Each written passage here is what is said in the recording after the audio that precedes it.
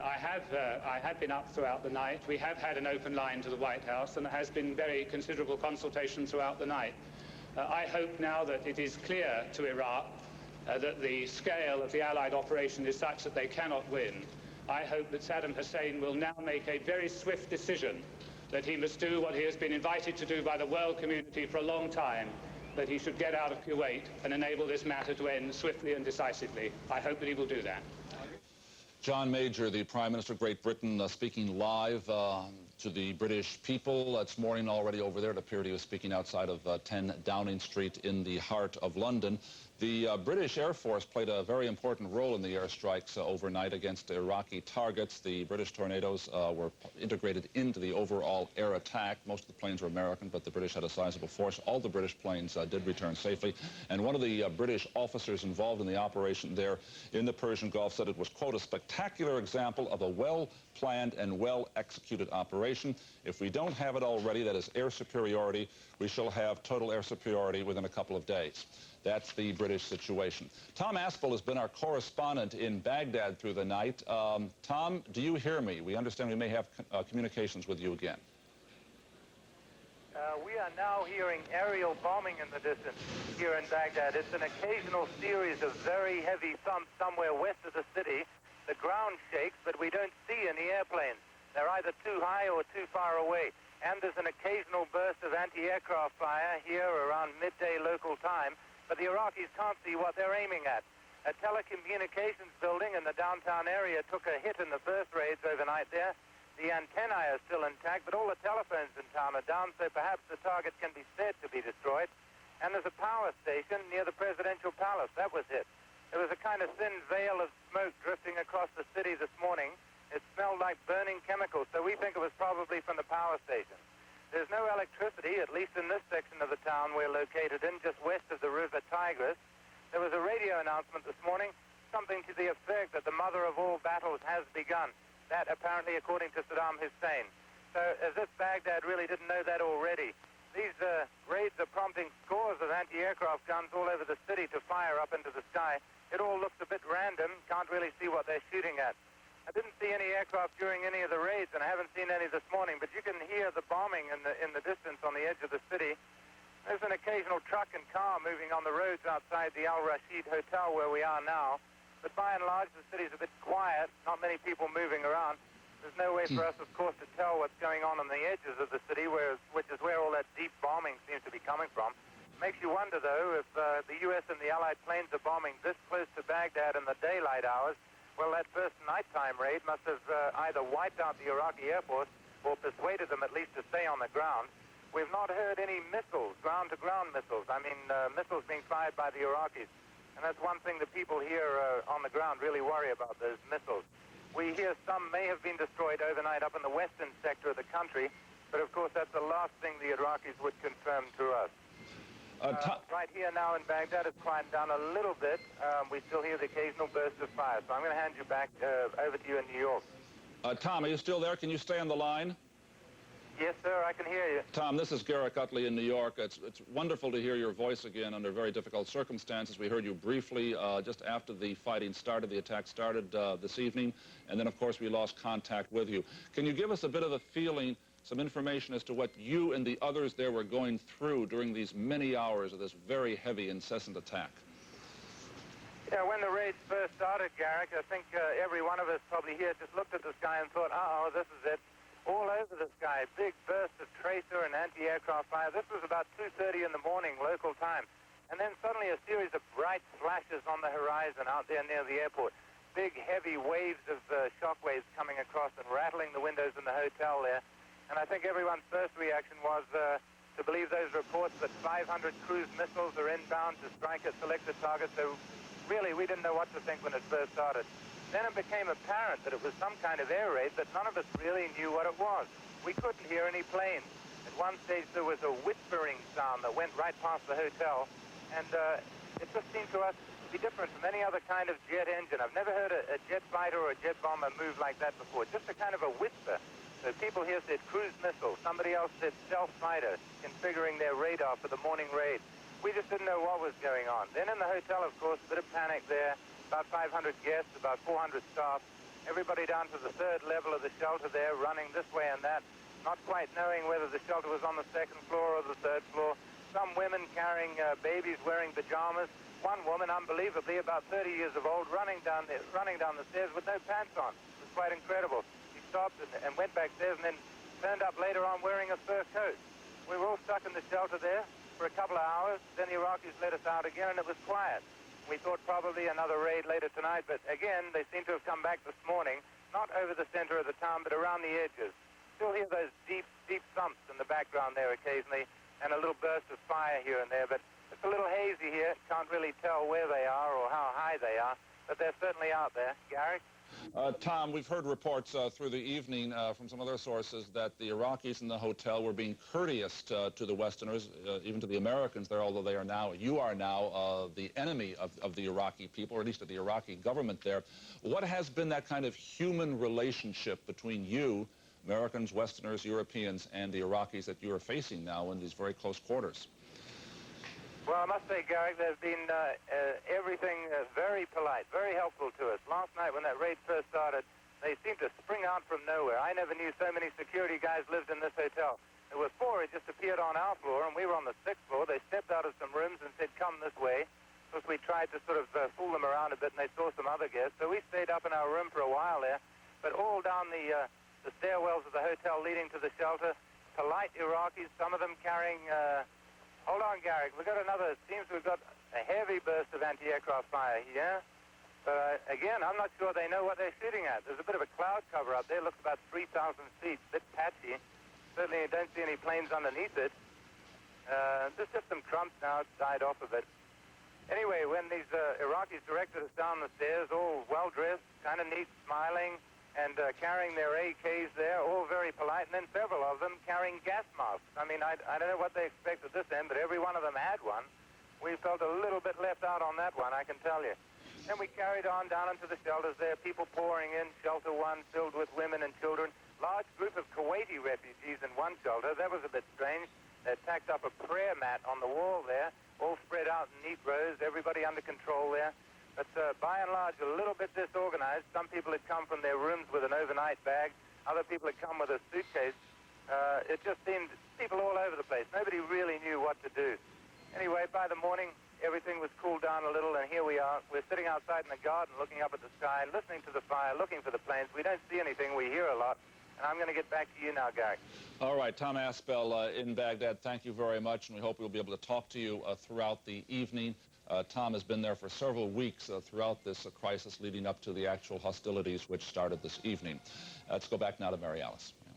And as you heard from Tom Aspell, the Allied air power is keeping up its relentless pounding in and around Baghdad. We hear preliminarily that the first strike was a success, and that's testament to what's called in this country the right stuff. We have just received some videotape of one of the pilots who flew that mission, who saw it all. Well, yeah, it's late. I'm tired. I owe my crowd here breakfast. They told me I'm supposed to buy breakfast, so that's coming up next. And then it's right back into work, and we'll do it one more time. Did you run into any resistance? There was a lot of ground fire in Baghdad. I mean, there was just a whole lot of AAA coming up out of there. So at least one SAM launch, I believe. We don't know. It was coming up through the haze and the smoke and whatnot. It wasn't after us. We were well clear of anything for most of it.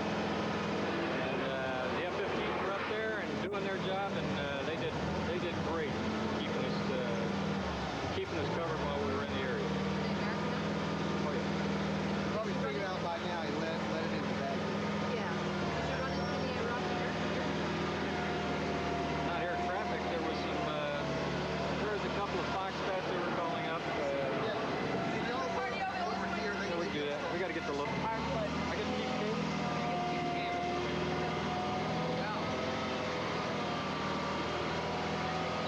Oh, they had some guys up. Mark behind you, son.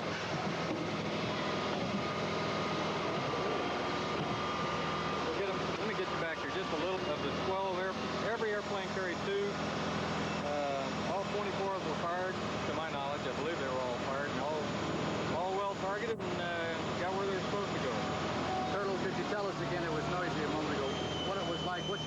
to? What was it like going up there? Well, the biggest thing I saw was one of the most fantastic fireworks demonstrations I've seen since 4th of July party years and years and years ago. This was tremendous. Baghdad was lit up like a Christmas tree. Looked like everything in downtown was, fireworks were going off, a lot of AAA, impacts on the ground. I think we hit there just about the time we're 40 miles south is when they're pounding targets in Baghdad. What was your target? We were shooting the SAMs who were trying to shoot at the guys who were doing what they were doing downtown. The SAM missile sites in town? Around the perimeter of the town. Around the perimeter of Baghdad? That's correct. And tell me again about the resistance that you ran into? Lots of ground fire, lots of AAA, that's anti-aircraft artillery. And like I say, I think there was one SAM fired that I saw, but it was so far away and up through the smoke and haze, it was hard to make it out. So nothing came close? A U.S. fighter pilot the Department of Defense did not identify for us. If you can, please let us know, but cool under pressure comes to mind. You know, many communities in this country have given more than their measure to this effort, the multinational effort against Iraq. One of them is Oceanside, California, home to the huge Marine Camp Pendleton. 16,000 Marine families there, and the mayor is Larry Bagley. Welcome, Mr. Mayor. Thanks for being here at this hour. Thank you, Mary Alice. What are you hearing from the people there, the Marine families? Well, it's a mixed feeling. It's something that certainly we've been expecting, and you know, we all have friends over there, and maybe now we'll get them home a little sooner. Tonight, in President Bush's address to the nation, he quoted the commander of Camp Pendleton, General Boomer. Can you tell us about him? Oh, yeah, we had Walt Boomer here for about 2 days, and then the president called him back, so we really didn't get a chance to become acquainted with General Boomer on this tour. He has been here before, though. You have a lot of retired military living in and around Oceanside as well, do you not? Oh, yes, we have, I'd say probably 10,000 retired Marines are living in Oceanside right now. And what's their response? Is the community really pulled together behind this effort? Well, I tell you, we haven't had anti-war demonstrations here. Yeah, I think that the community now that it's started, they want the Air Force and the Navy to do their job because, you know, our Marines are on the front line over there. How many people among the Marine population have been deployed to the Gulf, do you know? From Camp Pendleton, I think about 30,000. That's, yeah, about 30,000 Marines have left Camp Pendleton now. Do you have any community support groups for the families left behind? We do, but I think we need more. We need some more help, both from our civilian community here, and we'll probably need some more help from the government. Some of these young families left behind really do need help. What kind of help? Primarily counseling. You know, they're a bunch of kids to a large extent. First time alone, first time having to meet the rent, first time having to meet a budget. They need help on that, and some of them, unfortunately, get a little over their head, and so they need some financial help also. It was some months before the troops' paychecks started coming home. I believe it wasn't until right after Thanksgiving. There was a problem there, yes, but our Armed Forces YMCA here in the city, I think, helped an awful lot in that respect. And a lot of the families in Oceanside helped them out on an individual basis, and I'm proud of those people. Do you know of any families where a child was left behind because both parents are in the military and both parents were deployed? I don't know of any, but that's very possible. Okay, thank you very much, Mayor Larry Bagley of Oceanside, California. Good luck to you and your community through this effort. Now we're going back to Garrett Utley. Well, Mary Alice, all of us who are following the events there are concerned first and foremost about what's happening in Iraq, what's happening with our servicemen and women in Saudi Arabia and also on those air missions. And yet one of the key factors in terms of what might come out of this was what would happen to energy supplies, oil. It is, from the very beginning, has been a factor in this. Well, oil prices. Oil prices did go up sharply once the fighting started, but the good news now is that they are coming back down on international markets around the world. Apparently, those people who speculate in, buy and sell, trade in oil have come to the conclusion that the inability of Iraq so far to attack the oil fields in Saudi Arabia means that oil will continue to flow from Saudi Arabia, from the other Gulf states there which have so much oil, which are so important for our economies, the Western economies, and therefore the price of oil has stabilized more or less where it was before the attack started.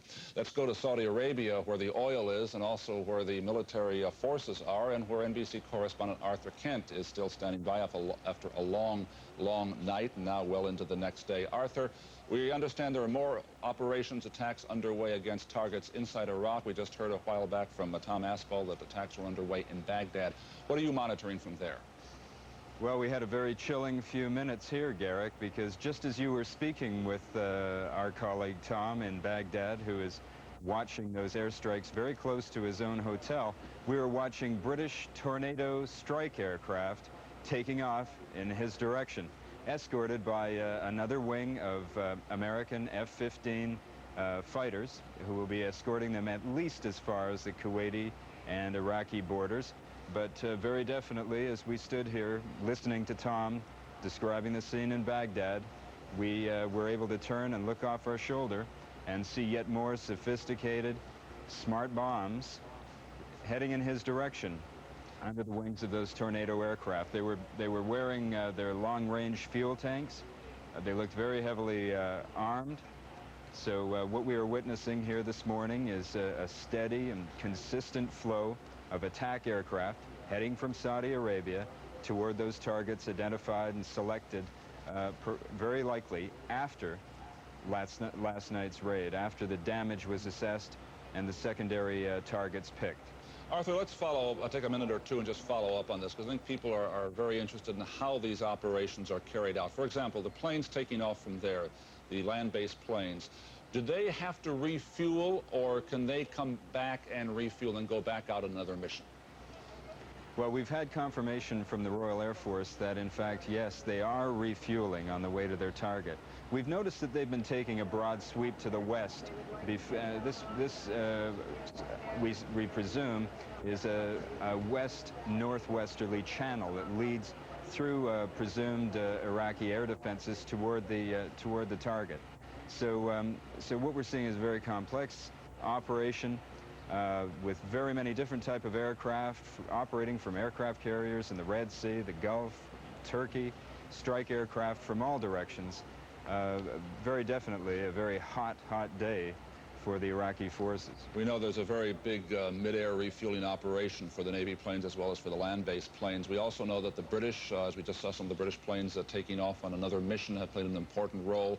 The Defense Department announced that Saudi Air Force planes also played a role. Now, this is their country they're taking off from, their country that they want to defend. Any indication as to the scope of the Saudi involvement in the air attacks overnight? Well, certainly we're told that it's been vigorous. And indeed, this morning we witnessed a takeoff of more than a dozen Kuwaiti A-4 Skyhawk aircraft, some of the aircraft that escaped Saddam's initial invasion of Kuwait. The Saudis and the Kuwaiti Air Force are very important, of course, politically. It's important for the United States, in the judgment of the White House, and for Great Britain, to have Arab allies in the leading edge of this attack on Saddam Hussein, to show the unity of the coalition that is assembled against him. Arthur, it's almost midday over there. What is the information situation now? Obviously, the military has control of all the information. We had only one real briefing, and it was quite limited at the Pentagon last night here, stateside time. What are your contacts there telling you, or what do they tell you in terms of when they might be able to tell you something substantive and specific? Well, Garrick, as a matter of fact, we have very few official contacts who can tell us anything. The U.S. military, and particularly the Saudi authorities, are being very, very sparing in the kind, the quality, the quantity of information they give us. However, there are pools out. As a matter of fact, I've just received a pool report from our colleague Gary Matsumoto, who's on the edge of town. He's in a hot pit servicing F-15 Eagles that are being rearmed in less than 30 minutes and sent off again towards Kuwait and Iraq. Also, our colleague Brad Willis, who's with the Marines far north of here. We found out that before this operation began, his Marine unit, a ground unit, which presumably would not be called into action until after the aerial phase of this attack is through, went through a combat stress session. In other words, the commanders are trying to get up the awareness, the sensitivity of the troops, preparing them for what might come next. So we'll see information in dribs and drabs. We may perhaps get large quantities of it suddenly when these reports come in from the field pools, but it is entirely within the control of the U.S. military. We have become, in effect, another wing of the military that is scrambled, but unlike these pilots, our journalists don't know where they're going when they go. Well, Art, follow up on that point. It's good to see you right there, midday in Saudi Arabia, and it's particularly good to see that there is apparently no real concern of an imminent attack or threat from Iraq. Now, several hours ago, we saw you and Mike Betcher when those air raid alarms went off, and you were worried about a possible gas attack. Do you really feel secure now? I don't think it's possible to feel completely secure. We had always regarded this, on the advice of military analysts and experts and the U.S. military people here, as an outside chance that Saddam Hussein had any kind of weapon that could deliver this far into Saudi Arabia, any kind of chemical or tactical nuclear, any kind of threatening weapon. We can, at this point, report that there is a good deal of calm here. There is heightened security alert just in case there are terrorist cells planted here that may be planning to retaliate in a different way. But we've been told that the Saudi civil defense and the U.S. military watchers are minding their screens. Of course, Arthur AWACS above will be watching for any aircraft that might be flying. Arthur and we'll be waiting to see whatever comes our way. Thank you, Arthur. We'll be right back. We're going to take a break.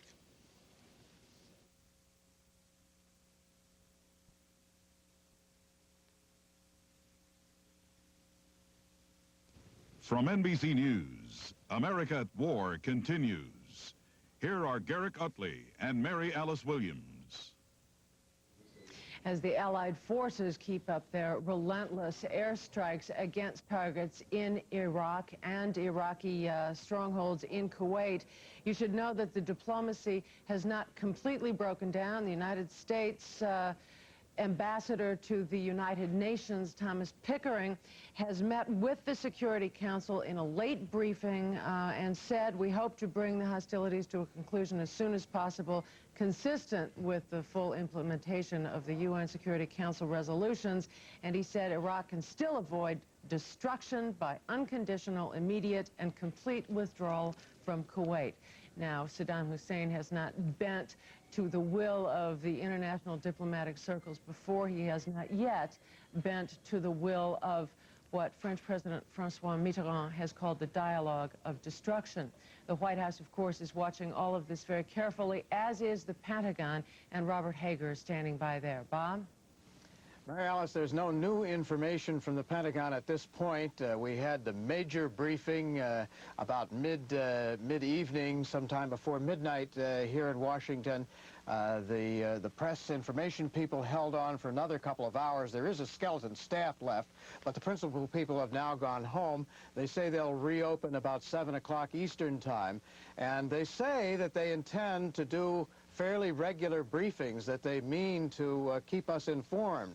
And I think in the early days of this action, we'll likely get more information here than will be available there in Saudi Arabia. But at the same time, General Colin Powell, the chairman of the Joint Chiefs of Staff, did apologize and say that because of the nature of this attack, that it would be a long, ongoing operation, that he was unable to give as many details. He gave the comparison with the invasion of Panama at Christmas time last year. In that case, he said that primarily this was a 24-hour sort of action where there was no strategic risk to giving some details in the early hours of the action.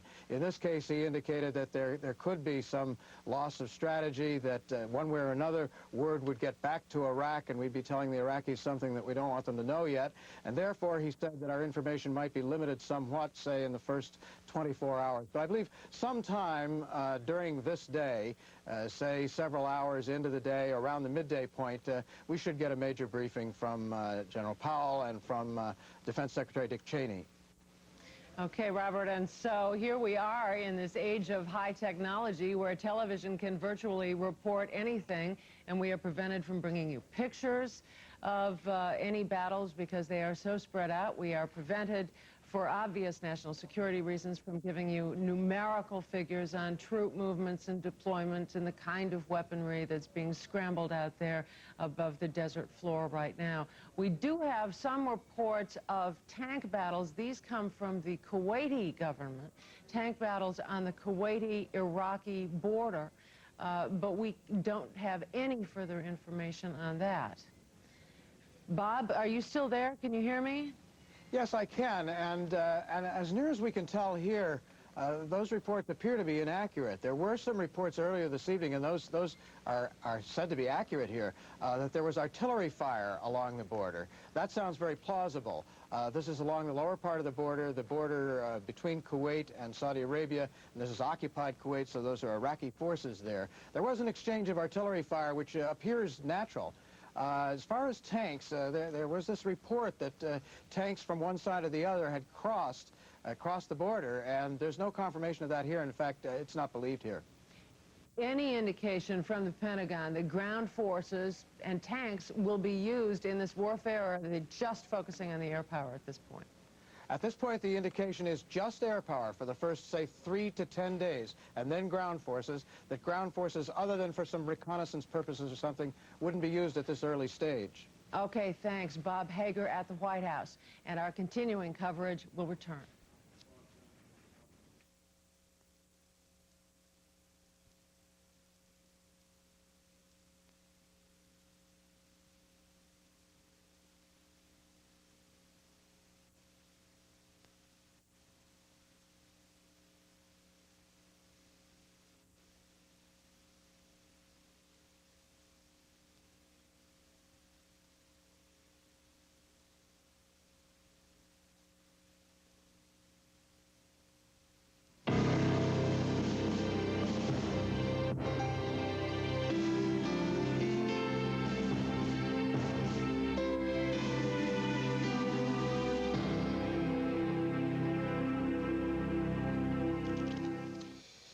Good evening, or good morning, I should say. I'm Garrick Utley, along with Mary Alice Williams. We're continuing our all-night coverage here on NBC News on the continuing developments in the Persian Gulf, the war now with Iraq. And here's where we are at this hour. The attack on Iraq and Kuwait is continuing. A second wave of planes is staging an attack today. We know at least against Baghdad and probably against other targets. The first attacks came in the middle of the night in the Persian Gulf as cruise missiles, fighters, and bombers attacked key targets in and around Baghdad. They are focusing on anti-aircraft missile batteries, airfields, Scud missile sites, and command and control centers. Initial reports were that many of the planes of the Iraqi Air Force were destroyed, and it's also been reported that an Allied attack inside Kuwait may have caused extensive losses in the elite Iraqi troops there. Those are the Republican Guards, the highest trained troops in Iraq. Defense Secretary Dick Cheney says the attack was very successful. That was his quote, as far as he knew at this point. There was virtually no opposition from Iraqi forces, although some anti-aircraft fire was reported around Baghdad, and there have been no reports of any lost planes or casualties on the Allied side. President Bush spoke to the nation last night saying the liberation of Kuwait has begun. Iraqi President Saddam Hussein spoke to his nation, promising to crush what he calls the satanic intentions of the White House. One report says Saddam was actually seen a few hours ago as he entered the broadcast center in Baghdad. We can't confirm that. There has been reaction from around the world. Protests have been staged in this country and in foreign cities as well. Soviet President Mikhail Gorbachev is planning a statement on the conflict in the Gulf later this morning in Moscow. The American ambassador to the United Nations has delivered a message to the Security Council. It says that Iraq can afford further punishment or expect further punishment, or could avoid further punishment if it initiates a complete and unconditional withdrawal from Kuwait. But so far, there is no sign of that. And a late report, just a footnote to that, from Baghdad says that the Iraqi government on Thursday, that's today there, ordered reservists to report for duty within 3 days. And it gave those Iraqi army reservists, who are civilians right now, who are living abroad, 2 weeks to report to the nation's colors. It didn't exactly say how those reservists living abroad might get back to Iraq now that the war is underway. Nevertheless, that's where we stand right now. Let's go over to Mary Alice. Mary Alice? It must have been a lonely decision for President Bush to make. He signed the order on Tuesday, but did not announce it until Wednesday, the order to attack. The nation, indeed the world, learned that Desert Shield had become Desert Storm officially last night at 9 o'clock Eastern Time, when President Bush addressed the nation in a speech he worked on himself for many hours. Here's what he said. Just 2 hours ago, Allied air forces began an attack on military targets in Iraq and Kuwait. These attacks continue as I speak. Ground forces are not engaged. This conflict started August 2nd, when the dictator of Iraq invaded a small and helpless neighbor. Kuwait, a member of the Arab League and a member of the United Nations, was crushed. Its people brutalized. 5 months ago, Saddam Hussein started this cruel war against Kuwait.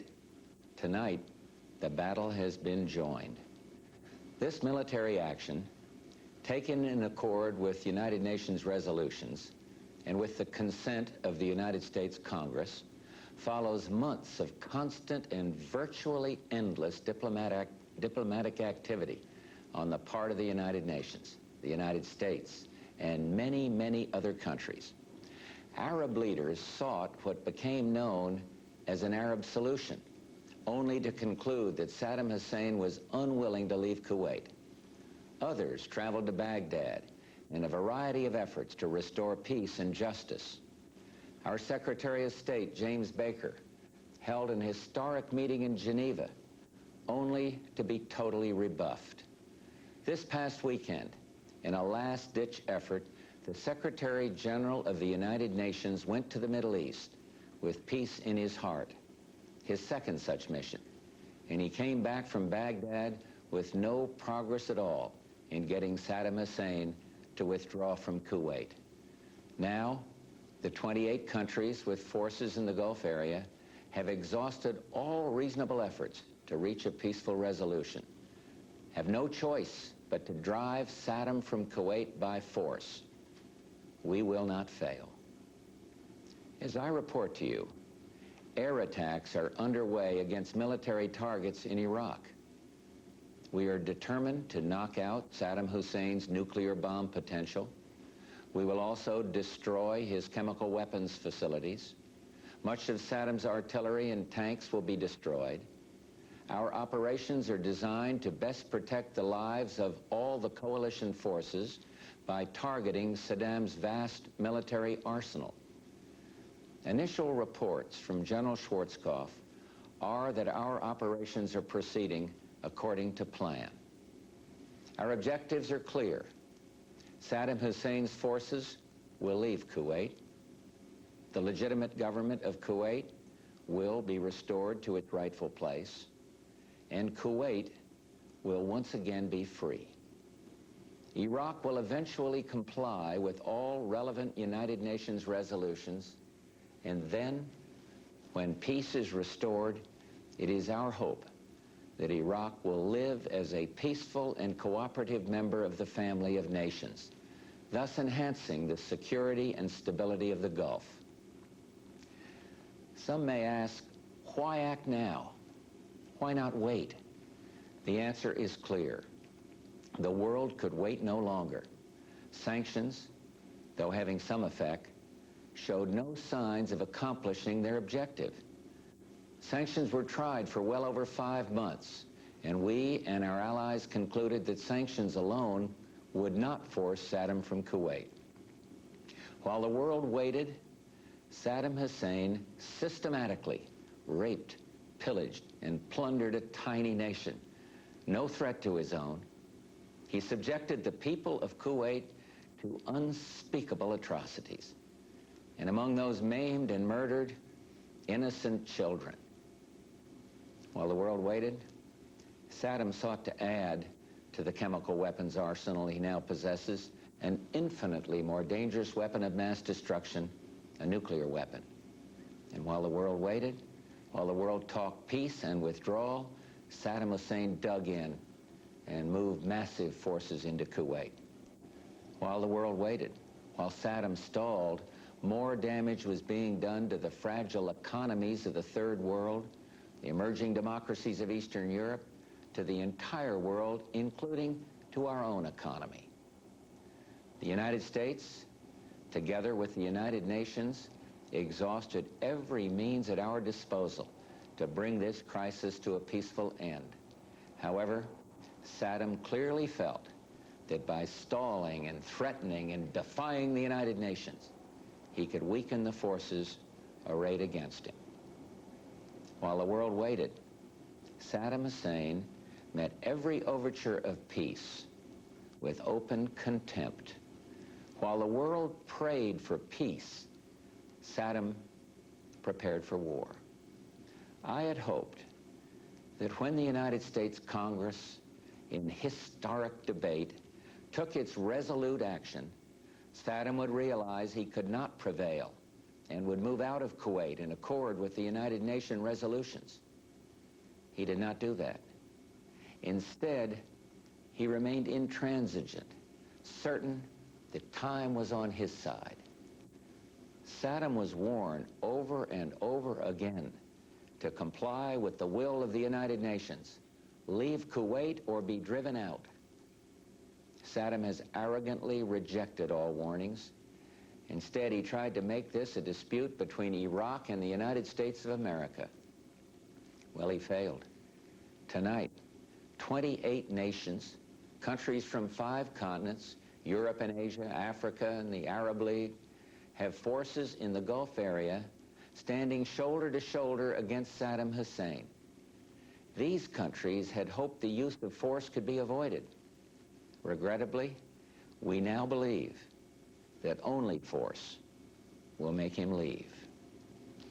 Prior to ordering our forces into battle, I instructed our military commanders to take every necessary step to prevail as quickly as possible and with the greatest degree of protection possible for American and Allied servicemen and women. I've told the American people before that this will not be another Vietnam. And I repeat this here tonight.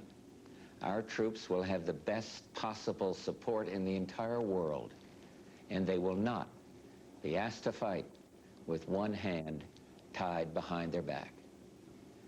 I'm hopeful that this fighting will not go on for long, and that casualties will be held to an absolute minimum. This is an historic moment.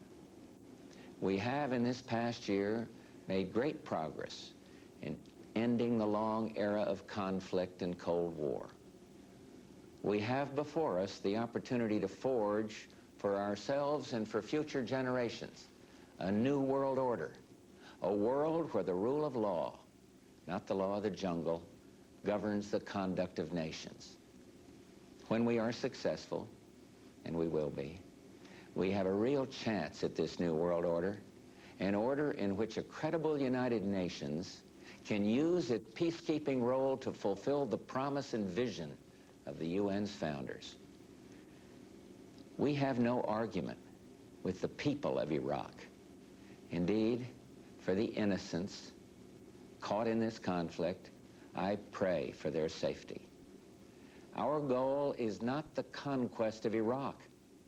It is the liberation of Kuwait. It is my hope that somehow the Iraqi people can, even now, convince their dictator that he must lay down his arms, leave Kuwait, and let Iraq itself rejoin the family of peace-loving nations. Thomas Paine wrote many years ago, These are the times that try men's souls. Those well-known words are so very true today. But even as planes of the multinational forces attack Iraq, I prefer to think of peace, not war. I am convinced not only that we will prevail, but that out of the horror of combat will come the recognition that no nation can stand against a world united. No nation will be permitted to brutally assault its neighbor. No president can easily commit our sons and daughters to war. They are the nation's finest. Ours is an all-volunteer force, magnificently trained, highly motivated. The troops know why they're there, and listen to what they say, for they've said it better than any president or prime minister ever could. Listen to Hollywood Huddleston, Marine Lance Corporal. He says, let's free these people so we can go home and be free again. And he's right. The terrible crimes and tortures committed by Saddam's henchmen against the innocent people of Kuwait are an affront to mankind and a challenge to the freedom of all. Listen to one of our great officers out there, Marine Lieutenant General Walter Boomer. He said, there are things worth fighting for. A world in which brutality and lawlessness are allowed to go unchecked isn't the kind of world we're going to want to live in. Listen to Master Sergeant J.P. Kendall of the 82nd Airborne. We're here for more than just the price of a gallon of gas. What we're doing is going to chart the future of the world for the next 100 years. It's better to deal with this guy now than 5 years from now. And finally, we should all sit up and listen to Jackie Jones, an Army lieutenant, when she says, if we let him get away with this, who knows what's going to be next? I've called upon Hollywood and Walter and JP and Jackie and all their courageous comrades in arms to do what must be done. Tonight, America and the world are deeply, deeply grateful to them and to their families. And let me say to everyone listening or watching tonight, when the troops we've sent in finish their work, I'm determined to bring them home as soon as possible. Tonight, as our forces fight, they and their families are in our prayers. May God bless each and every one of them and the coalition forces at our side in the Gulf, and may he continue to bless our nation, the United States of America. President Bush speaking to the nation last night following the announcement that hostilities with Iraq had started. We now have a bulletin that just moved from Paris, France. The French Air Force planes have now entered the war against Iraq. The statement from the Defense Ministry in Paris says that French Jaguar warplanes attacked a military airfield in occupied Kuwait on Thursday, and 4 were hit by Iraqi ground fire, the French defense minister said. He told a news conference in Paris a squadron of 12 French planes attacked the El Jaber airfield in Kuwait. He said it did not appear that the Iraqi Air Force had engaged the French. He did not say when those planes were shot down, but some of them were hit. This is the first sign we have that the French Air Force had entered the war on the side of the Allies there. So let's go on to other developments that are occurring overseas, where the new day is well underway. Mary Alice? Saddam Hussein had tried with the power of his rhetoric to turn this into an Iraqi against the U.S. conflict, but it hasn't worked. Saddam lost many of his longtime allies on August 2nd, the day his troops invaded Kuwait. One of them was the Soviet Union, an ally of Iraq's during the 8-year Iran-Iraq War. That's a nation, of course, with daunting political rifts of its own today. Tom Pettit is standing by, gauging the reaction in the Soviet Union in advance of President Mikhail Gorbachev's address to the nation. Tom? Tom Pettit, can you hear me?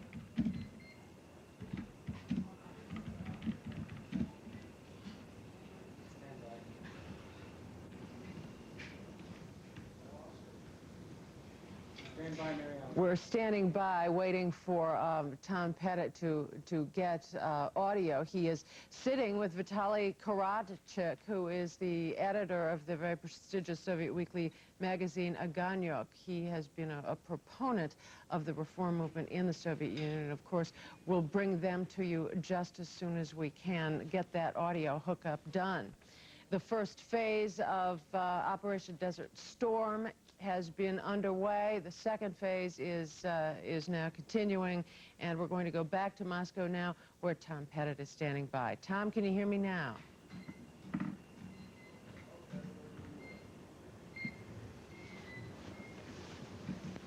Well, I think Tom Pettit can hear us, but we can't hear them. Is that a fair assessment? We're going to try it again, Tom Pettit. Hi, Mary Alice. Hi, We're still Tom. trying. Can you hear us now? Yes, loud and clear, sir. What is the Soviet reaction, Tom? Well, it's a bit early for any true Soviet reaction that measures the whole nation. Of what we know so far, there is the official position that they will abide by the UN resolutions and continue condemning Iraq. But the Soviet Union will send no planes, it will send no pilots, it will send no troops, it will not fight. Of course, it has its own fights here, and it has put its armed forces on alert along the southern border. Mr. Karadzic, why are they doing that? Do they think Iraq is a threat to the southern border? I don't know, and now we are waiting for Gorbachev's speech, but I think that it's possible to have our military troops on alert around the south border because of two reasons. One, Saddam Hussein, another one, that the internal problems in the Soviet Union, because just a few days ago we have full military alert in Baltic states, and it was not because the aggressive Sweden.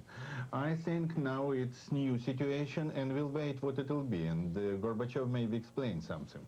And this is part of your theory that everything is being done to be masked by the Gulf War, that the repression is occurring under cover of the Gulf War. It's dangerous, and I think Gulf War is part of our life. And simply, you must know, and we must know, that it mustn't be cover under which it will be possible to do everything with people, with countries, with nations, because now this war will be too noisy, to jam all other sounds. I think this war dangerous, this war important, but what it will be inside the Soviet Union, it's interesting to know, and we are waiting for Gorbachev's speech. It will be soon.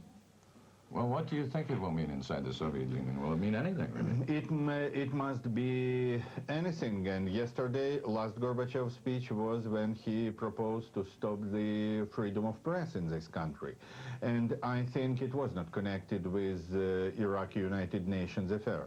I think now it's possible to expect that it will be more tension in this country, but in the same way, it was announced that Soviet army will not be in Persian Gulf, and it means that it still be in alert, but in what way this tension in army will be used, it's necessary to wait for a few days. Now tension is really strong, and it became main theme in our parliament, in our press. Now we are moving here around the Persian Gulf War, of course, but around our internal problems and around guns which are aimed in our own people, as it was in Baltics. And the southern rim of the Soviet Union, the Soviet Central Asia part, is where the bulk of the Muslim population lives in the Soviet Union, right? Yeah, and just my correspondents came from Baghdad, and they met their representatives from our southern republics, who told that Soviet Muslims are ready to participate on the side of Saddam Hussein.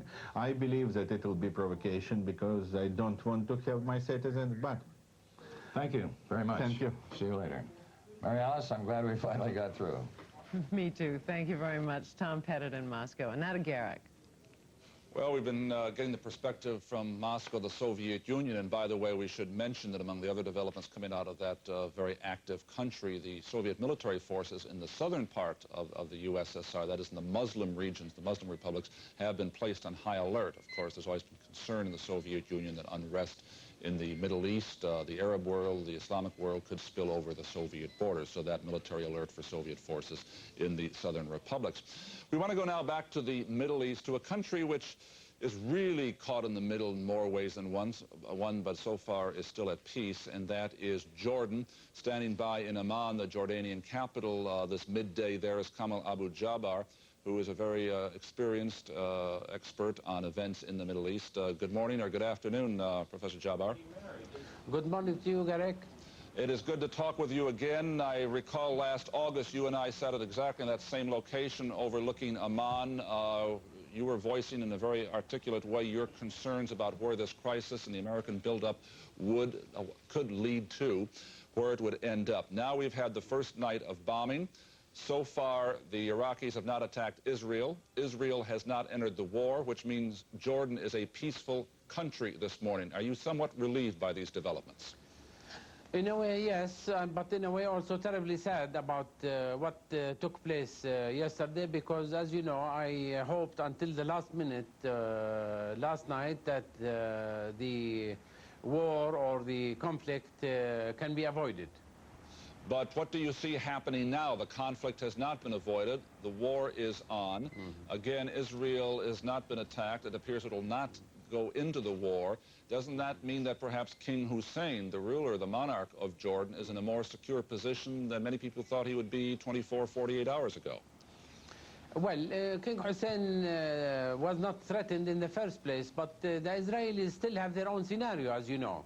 Their scenario, which they did not tell us about, nor did they tell anybody else about it. And furthermore, the battle has not yet been over, as you know. The Iraqi president has already said that they are regrouping, and that this is the mother of all battles, and that he called some extra reserves.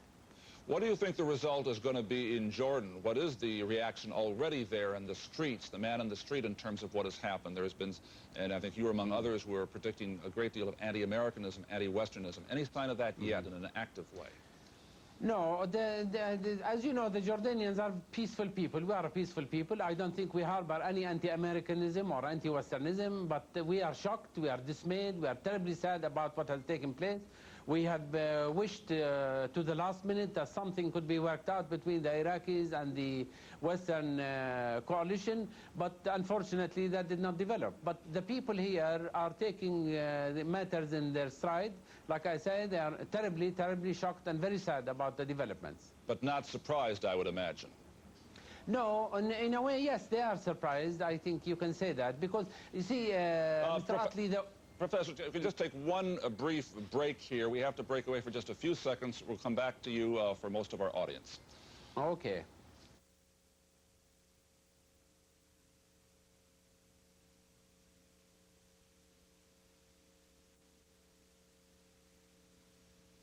From NBC News, America at War continues.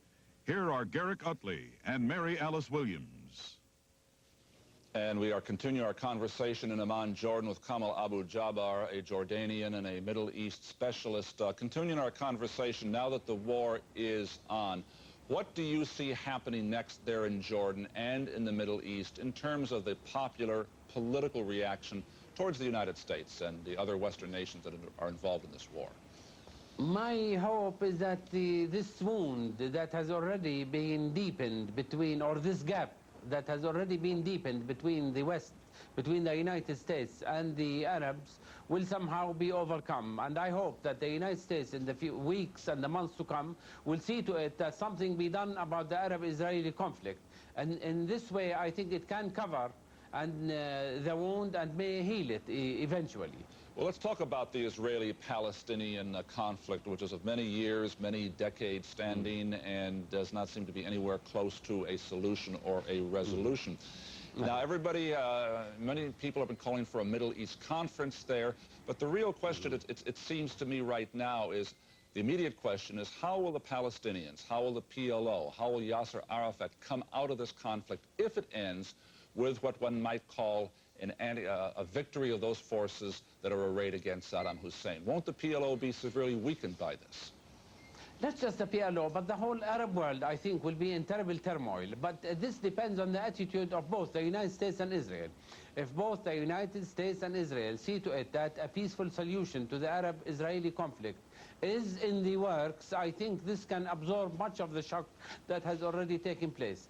Otherwise, I am afraid that we will see a terrific wave of anti-Westernism, possibly terrorism, possibly a rise in fundamentalism, possibly the breakdown of order and security throughout the region. Now, these are, of course, things none of us really want to see. Earlier in the evening, we've been talking to officials and experts in Israel about where these events might lead to. From your perspective, from the Jordanian perspective, many people there are saying that the Israeli plan, or the plan of some Israelis, the ultimate goal, would be for King Hussein to disappear, to leave power, for Jordan, in effect, to become a Palestinian state. Do you think that that is in the realm of possibility if the events continue, the war goes on?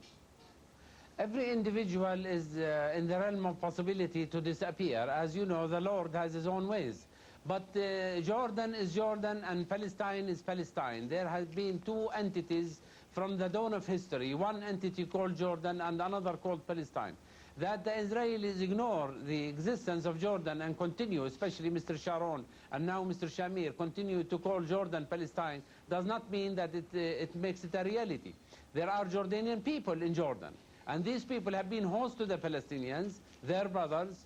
They have taken them in and they have hosted them, and they feel a terrific sympathy with them. They have supported them, but the fact is that you cannot solve the Palestinian problem on behalf of the Jordanians. Well, I appreciate what you're saying and the distinction you're making between what would be Palestine and Jordan, but what I really want to get to is, do you think that out of this upheaval that is, may well come in the Middle East, that this may happen, that somehow Israel would want a certain chain of events, a certain motion, a certain chain of events, which could lead to this happening? Is that a danger, a risk for Jordan, from your point of view?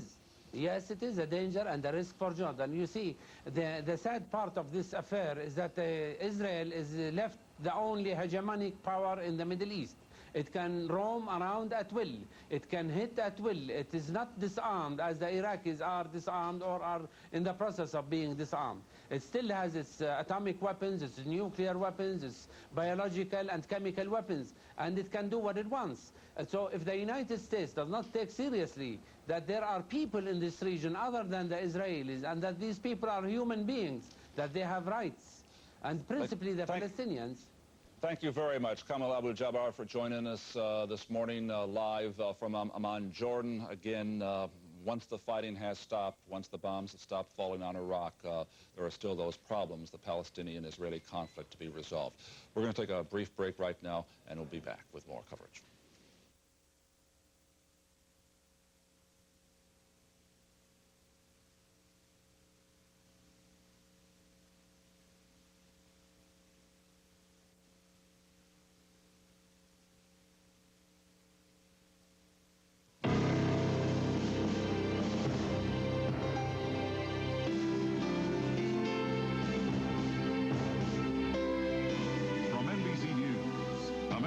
War continues. Here are Garrick Utley and Mary Alice Williams. Good morning. We are continuing our coverage of events, the ongoing military activities in the Persian Gulf area. Operation Desert Shield has given way to Operation Desert Storm. The United States and its allies have launched a series of attacks on military targets in Iraq and Kuwait, attacks that have been met with virtually no resistance from the Iraqi Air Force. The attacks began about 7 o'clock last night, Eastern Time, 3 in the morning in the Persian Gulf. The Defense Department indicates that the Allied forces are prepared to continue the offensive for some days to come, but U.S. officials have told the UN Security Council that Iraq can avoid further punishment if it begins a complete unconditional withdrawal from Kuwait, but no sign of that happening yet. For its part, Iraq is accusing the United States and its allies of bombing densely populated residential areas. In a radio address, Saddam Hussein called President Bush a, quote, hypocritical criminal and threatened, in his words, to 2 blows for each blow directed against Iraq. Here at home, there have been some anti-war demonstrations in a number of American cities. Police in Washington arrested at least 5 people as pro- and anti-war demonstrators clashed near the White House. In New York City, more than 5,000 protesters demonstrated near the United Nations last night. Then they marched to Times Square for an even bigger demonstration. Early this morning, a sports car ran into a group of protesters staging a demonstration on the Brooklyn Bridge in New York. Police say at least 5 people were seriously injured in that. That's where we stand right now in what's happening in the Gulf and in this country. Now to Mary Alice. And on the ground in the Middle East, we're finding a story that is riveting but very difficult to cover because of the restrictions, because it's very difficult to get any footage out. We do know that the first wave, or I should say we are being told that the first wave of military strikes that started about 9 hours ago were on target. The second wave is underway. And part of that is due to the efficacy of our weaponry, but also to the right stuff that our pilots have. The Department of Defense pool has provided us with a videotape of Captain Gettner Drummond, who's just landed. It was pretty exciting as we crossed the border and we watched the ground fire coming up from Kuwait. We knew that we were out of their engagement envelopes, but nonetheless, watching the air bursts below us was sobering, nonetheless. What did it look like? Exactly like the movies, to be real honest. The ground fire of the artillery coming up and the airburst below us was exciting. Wasn't that frightening as opposed to exciting? Well, the fact that we're engaged in the mission and we're very much wrapped up with what we're doing with our jet, traveling right at the speed of sound. And that initially we watched the ground fire come up and the first response was, gee, that's neat. And then the second response is, it's aimed at me. And then it became very realistic. And that's when the maneuvers and the chaff clouds were put out to protect ourselves. Did you have to fire any of your missiles last night? What happened? We had no adversaries that ever came to engage us. Those that did get airborne for preservation went north out of our way. You think that they hightailed it north because they just didn't want to mix it up with you guys? I think it was a preservation move. If they stayed on the ground, they would have been bombed, and had they flown in our direction, they would have been shot down. So it was their best move to go north. What about, did we get that last comment? Let me ask you that one more time because you missed that on the audio. Why do you think these Iraqi planes hightailed it north? It was a preservation. U.S. fighter pilot Captain Gettner Drummond, one of so many, the vast majority of young men there who have never witnessed a shot fired in anger. Now, the outbreak of the fighting has had quick and profound effects on the world's financial and commodity markets. The Tokyo Stock Exchange was open when word came of the first air attacks on Iraq. The Nikkei index jumped 1,000 points, an unusually large increase. Trading is now opened in Europe, and Roderick Pratt of CNBC joins us now from London. Roderick? Good morning, Mary Alice. The European markets woke up with the benefit of that lead from Tokyo, and we're seeing the same gains on the markets here. In Germany, early trading seeing gains of around 4%. That's in line with Tokyo. And that pattern's being mirrored here in London, where the principal indicator of share prices, that's the Financial Times 100 share index, is climbing as we speak. It's already up over 30 points. However, dealers do describe the markets as nervous ahead of any possible retaliation from the Iraqis. And basically, it's the same picture across all of Europe's equity markets so far. They've dropped between 10 and 30% since the Iraqis invaded Kuwait in August, and recently have seen very little trade. They've got plenty of ground to make up. And while equities go up, oil, gold, and the dollar are headed south. To put some figures on those movements, gold's lost over $20 an ounce already today. Now it's down to $381 here on London's bullion market. Oil, which initially surged on news of the Allied attack, has now fallen back to $5 less than it was being quoted before the air raids were launched. The dollar used, of course, to be described as the safe haven in times of war or crisis. It's certainly lost that title, as if we take from the indicators from the currency markets this morning. It shed 2 cents against the pound, for example, and it's faring much the same against Japan's yen and Germany's mark. It hardly needs to be said, but of course all this could change in a moment. During the Falklands, for example, the markets behave like yo-yos, reacting to each bit of war news. And that's about how it looks here in London at the moment. Roderick, President Bush ordered the Energy Department to begin drawing down the Strategic Petroleum Reserve. He did that in order to stabilize the oil markets. Do you think that's been successful so far? I think so. We're also in the pre-war cabinet meetings here in London. They've been talking about petrol rationing, and the biggest attention so far is on the effects the war itself is going to have here in terms of security and in terms of our oil supplies. There's nervousness about any possible attack on Kuwait's oil fields, for example. The members of the International Energy Agency adopted a plan just last Friday in advance of the predicted hostilities and agreed to make available, I believe it was 21.5 million barrels of oil a day. if they're able to sustain that, how long before the world's oil supply really does become affected? I don't think there's any immediate worry about that, but as I say, all eyes are on exactly what kind of retaliation Iraq may launch and the damage to any Saudi oil fields. There were reports this morning of an attack which failed, but an attempt to send Scud missiles from Iraq onto Saudi's oil fields. That, of course, would have an immediate, extremely damaging effect and would almost make redundant the initial IEA plans. All right, thank you very much, Roderick Pratt of CNBC in London. Garrick? Mary Alice, we're monitoring events in the Middle East. We have a couple of reports from Israel. For example, from Jerusalem, there has been some shots fired at the U.S. consulate located in Arab East Jerusalem. An AFP, that's the French agency, reporting that an assailant, unidentified, fired 3 shots at the U.S. consulate in Arab East Jerusalem Thursday following the airstrikes in Iraq. No casualties were caused, no damage caused, and the assailant got away. Also in Israel, the defense minister, Moshe Aarons, has commented on the events overnight. The war so far is that Israel is greatly satisfied at the effectiveness of the strikes that were carried out, the fact that the Iraqis were not able to launch any of their missile attacks against Israel, which had been of high concern for everybody involved in this conflict. But the Israeli government, the Israeli officials said they are still concerned because Iraq has 40 mobile missile launchers, and they're worried that maybe those have survived and could still be used. So Israel is not out of the woods yet as far as Moshe Aarons, the defense minister there, is concerned. Let's go to Saudi Arabia, where Arthur Kent has been holding the fort, so to speak. It's been a long night for you, Arthur. I think we can all appreciate how tired and fatigued all of you must be, and that includes also the pilots who have been on these missions. We heard a short while ago that the airstrikes against Kuwait and Iraq have now been joined by French planes. I don't know if you got that report there, but the defense ministry in France said that a number of their planes have taken part in missions against targets in Kuwait. Where are the French operating from? Are they operating with the Americans and the British?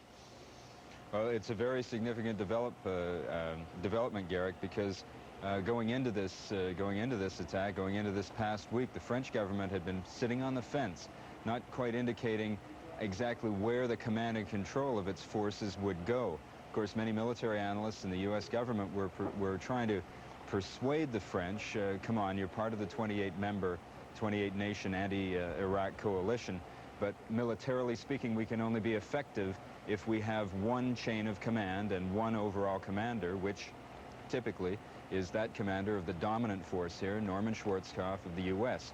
Now, certainly France has a 10,000-member ground team here on the front, interspersed actually in some very strategic territory with Arab forces. So now the news that France is going to cooperate and turn over its control in the event of war, which of course is broken out, to the U.S. commander is extremely good news. They're an effective force and one that will be very helpful. Significantly as well, 2 other countries which are representative of the smaller contingents to this 28-nation force, the Dutch government and that of Canada, have indicated that they, too, will take part in sweeps, aerial sweeps. The Dutch, of course, with their ships in the Gulf, and will put their ships and those Canadian F-18 Hornets under U.S. command. So a very much more potent force, a very much more unified force. Perhaps the worst news that Saddam Hussein could hear this morning is that this coalition is united behind that U.S. chain of command. Arthur, from the very beginning, we've been hearing the questions about the critical importance and concerns about command and control. Now the hostilities, the bombing has started with all of these various air forces, American, Saudi, British, French, and even a tiny contingent from the Kuwaiti Air Force involved in these massive operations. Do we have any indication of how they are being coordinated or separated? That is, are they all together like a swarm of bees going after a target around Baghdad? Excuse me, Garrett, we're even now watching the launch of some British Tornado jets, the distinctive maple leaf symbol on the tailplane of the British Royal Air Force Squadron flying here. You can see the aircraft swinging out to the west. They're going to be following the flight path north, and here comes this wingman. We'll let them take off, Arthur. You watch them take off. We'll listen to the takeoff as they go off to these daylight missions. can see the long-range tanks under the wings. They'll be heading to make a delivery very shortly, again, in the locality of our colleague, Tom Aspel in Baghdad. Well, Tom, Art, to follow up on this point, those British jets, when they go out, do they have their own sector of Iraq? Are they involved with American planes, or are the Americans given a certain target part of the country, the British a totally separate part of the country, the French another section of the country in order to keep them separated? No, it's the type of aircraft, actually, Garrick, which would be the determining factor. All of the Air Force have to be coordinated under one single air command.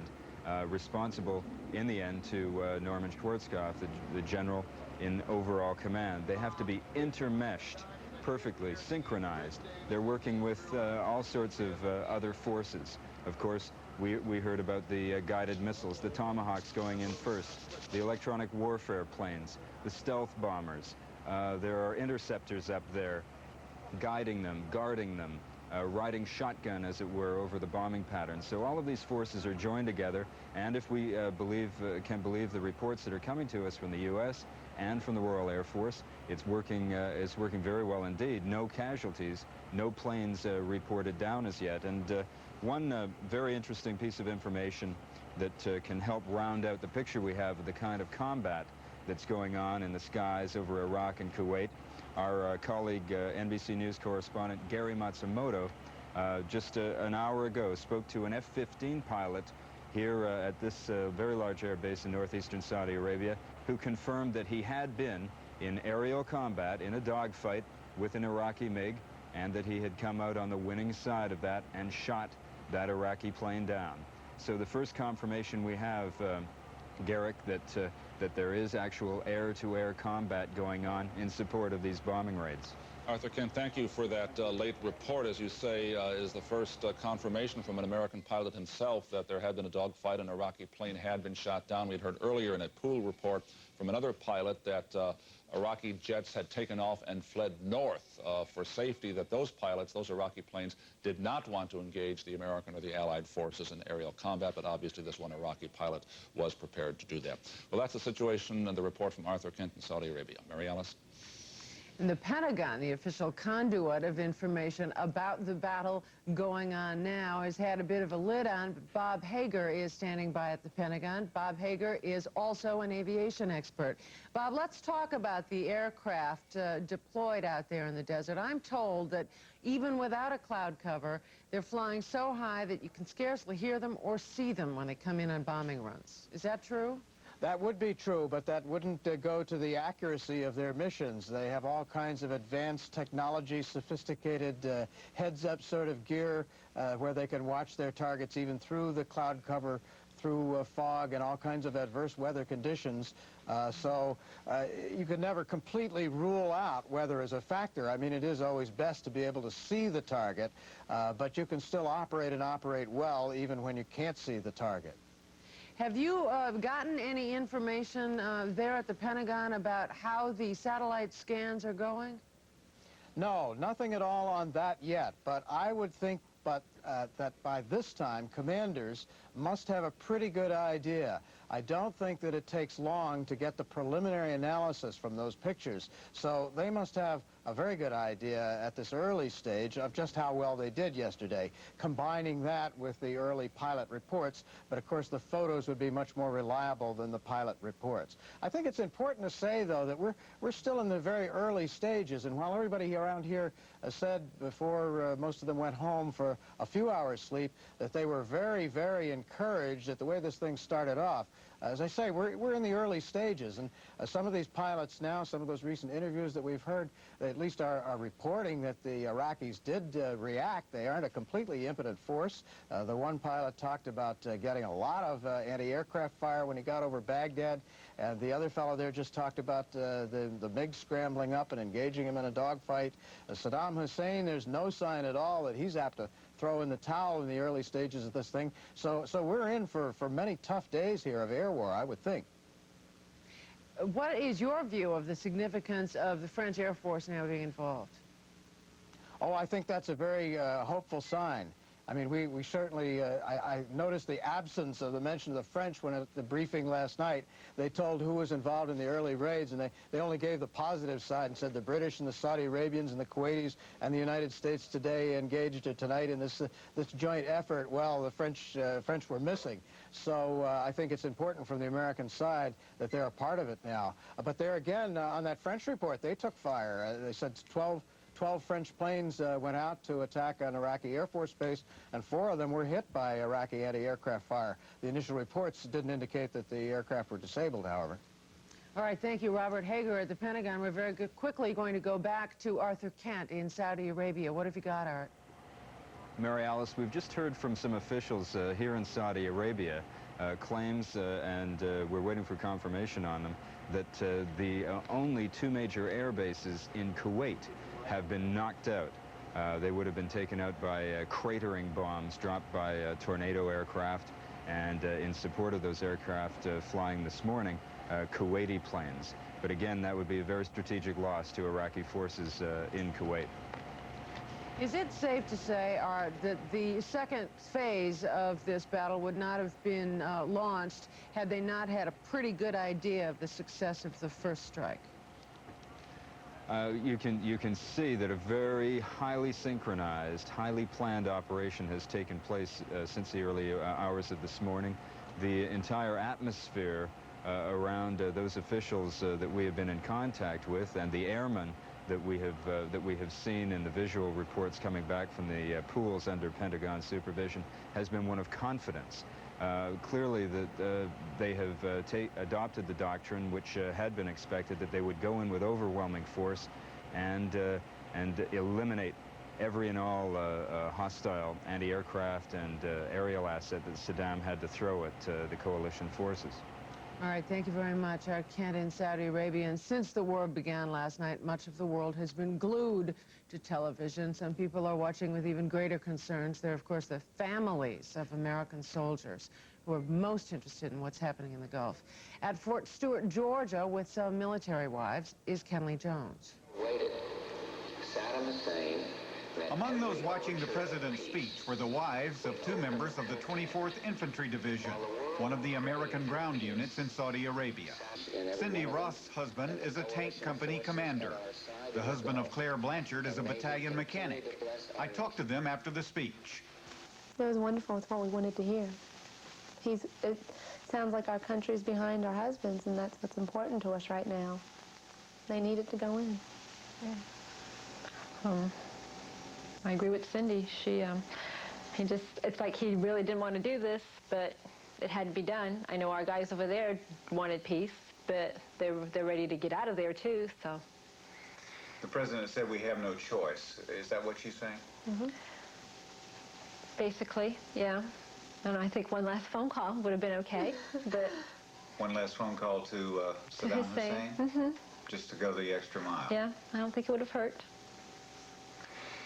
I noticed when he said at the top of his speech that no ground forces had been involved, that you clutched each other's hand. Mm-hmm. Was that a relief? Yes. Yeah. I mean, I feel sorry for all the others' wives, but, you know, as of now, it's nice to know our husbands aren't involved yet. You know, it gives us one more night of fairly decent sleep. Is there sort of a sense of relief that finally something has started, even though I realize it's very dangerous, but, I mean, was the waiting the hardest part? The not knowing was the hardest part. When they were getting ready to leave, we didn't know when they were going to leave, and after they left, we didn't know when they were coming back. At least now there is light somewhere down there. Yeah. But still, we don't, you just don't know. Right. Just take one day at a time. Kenley Jones, NBC News, Fort Stewart, Georgia. Some pride, some anxiety, and definitely some mixed feelings from Fort Stewart, Georgia.